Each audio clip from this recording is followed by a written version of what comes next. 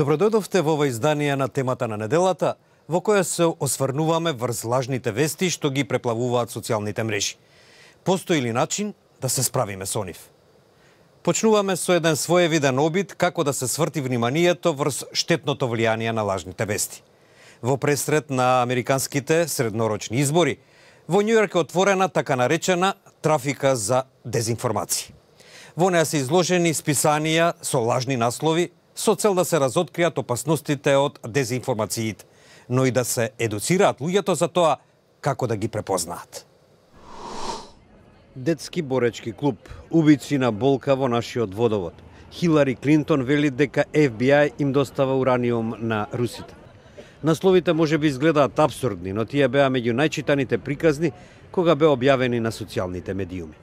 Кайл Поп, уредник и издавач на Columbia Journalism Review, стои зад идејата за отворање трафика во Менхетен, во која ќе има вестници полни со лажни вести.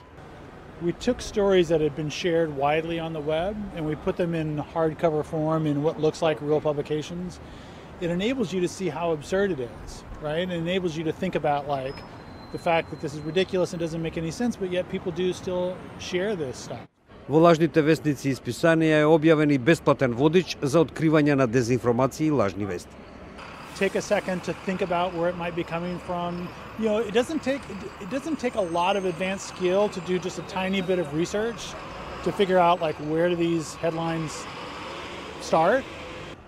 Советите вклучуваат проверка на емоциите и прашања за изворот и содржината. We're trying to really differentiate fake information from real information that real journalists produce, because we're in a climate now where the two things are being sort of conflated, where people are equating misinformation with real journalism, and it's dangerous. People respond in unpredictable ways to it, and it's also helping to create mistrust of journalism. Трафиката за лажни вести беше отворена една недела пред така наречените среднорочни избори за Американскиот конгрес. За њујорчани станува збор за добра идеја. I mean, I think it's interesting. I think it is a good idea to bring it out there that people actually believe some of this nonsense. I think it's really important. I have a lot of friends that definitely will send me things that are clearly false. And me personally, if anything seems weird, I like to check in multiple places. So I think fact checking is really important, and it's a huge issue. I mean, it's obviously a real problem. Everyone knows it's a real problem. All we can kind of do is, educate people, get people literate in consuming the news. Во минатата година, Facebook објави дека Русија се обидела да влијае врз гласачите во Соединетите држави преку таа социјална мрежа во периодот пред изборите во 2016 година. Москва ги негира ваквите тврдења. Од тогаш технолошките гиганти, како што се Facebook и Google, ги засилија нивните напори да се справат со ширењето на лажни вести. Од лажните вести секако не се поштедени ни граѓаните на Македонија, особено во овој период на политички турбуленции во врска со процесот за менување на името на земјата во согласно со договорот со Грција. Па така терминот лажни вести се почесто е присутен и во партиските меѓусебни обвинувања. Експертите велат дека постојат техники кои се учат за тоа како да се препознаат лажните вести. Невистините информации, полувистини или манипулации, односно така наречените лажни вести, ги преплавија социјалните мрежи и онлайн медиумите. Ваквите информации влијаат врз публиката и според експертите тие најчесто се пренесени за некаков интерес или со цел да нанесат штета на некоја личност или организација. Еден од ваквите примери е кога на социјалните мрежи се појави документ со наводна оставка на министерот за надворешни работи Никола Димитров, пошто министерството демантираше наведувајќи дека се работи за дезинформација и фалсификуван документ. Исто така минатиот месец беше споделувана лажна објава дека председателот на ВМРО ДПМН Христијан Мицкоски го напушта Твитер поради вулгарна реторика на мрежата, а Мицкоски напиша дека станува збор за ширење невистини и отике продолжи да користи Твитер.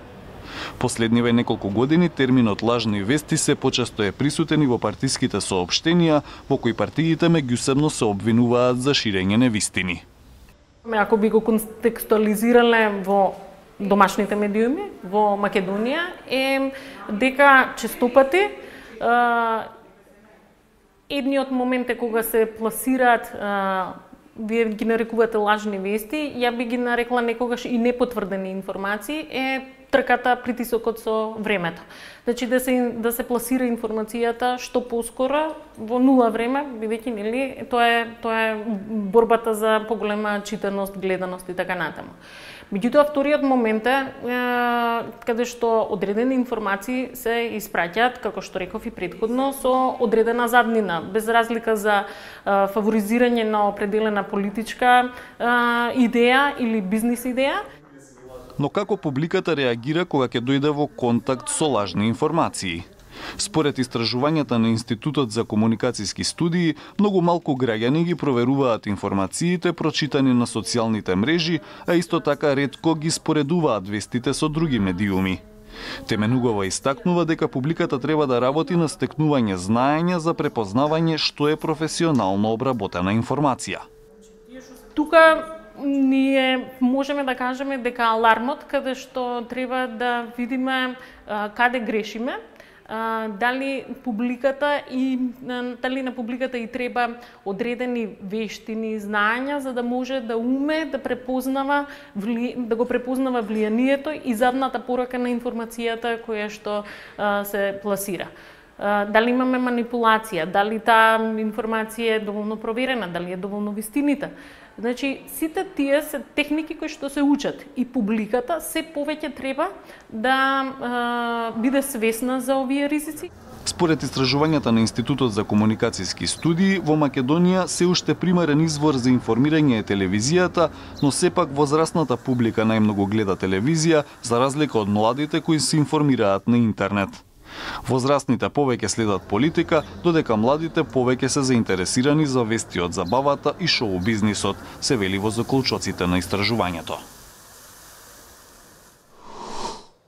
Нашите Facebook, Twitter и YouTube се отворени за вашите коментари во врска со лажните вести и како да се одбраниме од нив. Довидување.